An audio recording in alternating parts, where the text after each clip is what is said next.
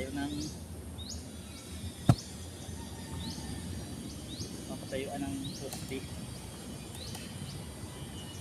So yung technique namin para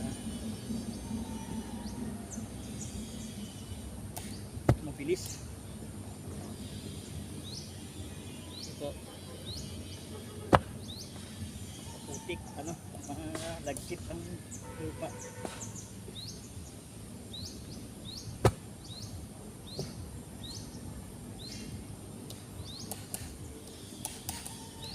Yan.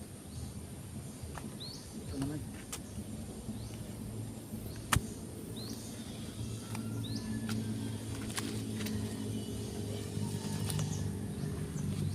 Yan bro. Bali 1 week o 7 days na namin itong tinanim. Bago mag New Year nagtanim tayo ng pipino. Yan. Halos mapapansin nyo, oo, mga 90%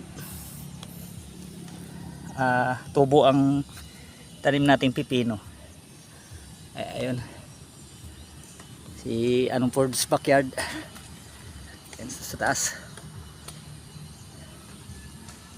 Zoom natin. Ayun siya, nagbubutas din ng lupa. Saka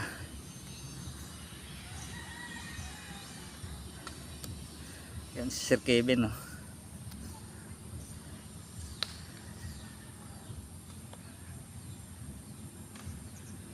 Ayan po siya.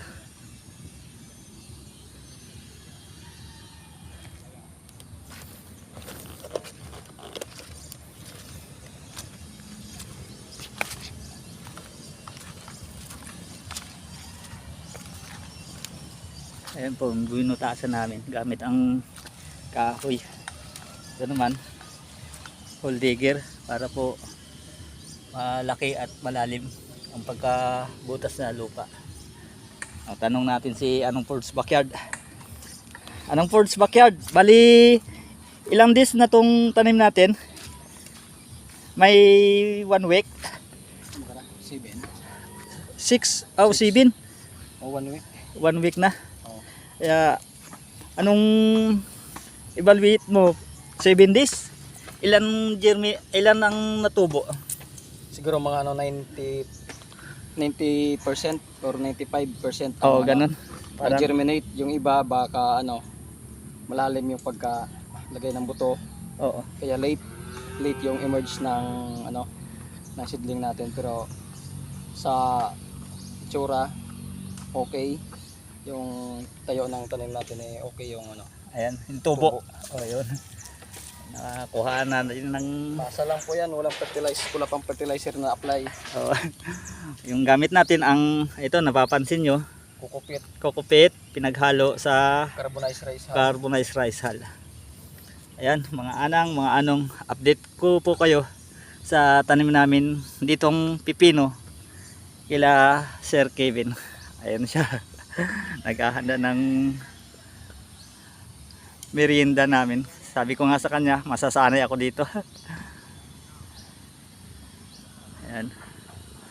Bali 7 days nang naitanim direct seeding ito. Yeah, salamat at maraming tumubo.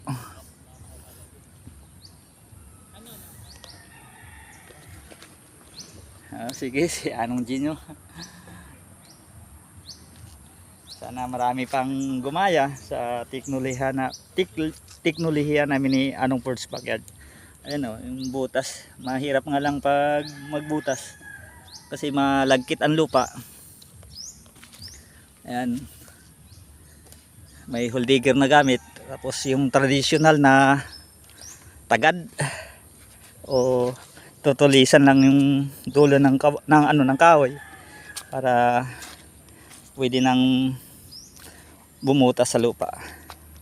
O sige, mga anong update po kayo sa taniman ng pipino kila Sir Kevin na gusto rin gumaya sa teknolohiya namin ni Along Force Backyard.